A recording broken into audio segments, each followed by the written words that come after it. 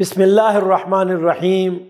ناظرین کرام، امام ترمذی رحمہ اللہ تعالیٰ اس حدیث کو نقل فرماتے ہیں، اور آپ صلی اللہ علیہ وسلم کے بڑے ہی پیارے ساتھی حضرت انس بن مالک رضی اللہ تعالیٰ عنہ اس حدیث کے راوی ہیں۔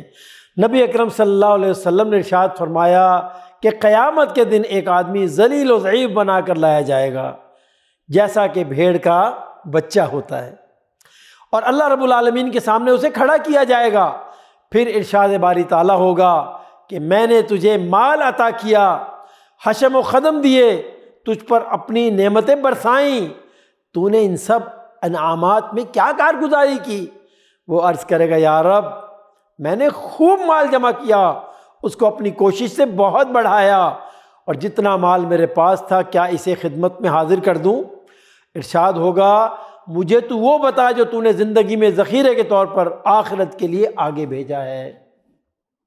وہ پھر اپنا پہلا کلام دہرائے گا، اے میرے رب، میں نے مال کو خوب جمع کیا اور خوب بڑھایا، اور جتنا شروع میں تھا اس سے بہت زیادہ کر کے چھوڑ آیا، آپ مجھے دنیا میں واپس بھیج دیں، میں وہ سب لے کر حاضر ہوتا ہوں، یعنی خوب صدقہ کروں گا تاکہ سب میرے پاس یہاں آ جائے۔ چونکہ اس کے پاس کوئی ذخیرہ ایسا نہ نکلے گا جو اس نے اپنے لیے آگے بھیج دیا ہو، اس لیے حکم ہوگا اس کو جہنم میں پھینک دیا جائے، العیاذ باللہ۔ ناظرین کرام، ہم لوگ تجارت میں، زراعت میں اور دوسرے ذرائع سے روپیہ کمانے میں جتنی محنت اور سردردی کر کے اسے جمع کرتے ہیں، وہ سب اسی لیے ہوتا ہے کہ کچھ ذخیرہ اپنے پاس موجود رہے جو ضرورت کے وقت کام آئے۔ نہ معلوم کس وقت ضرورت پیش آ جائے، لیکن جو اصل ضرورت کا وقت ہے اور اس کا پیش آنا بھی یقینی ہے، اس وقت صرف وہی کام آئے گا جو اپنی زندگی میں آگے بھیج دیا گیا ہو۔ انشاءاللہ یہ جمع شدہ ذخیرہ ہے جو پورے کا پورا وہاں پر ملے گا، اور اس میں اللہ رب العالمین کی طرف سے اضافہ بھی ہوتا رہے گا، سبحان اللہ۔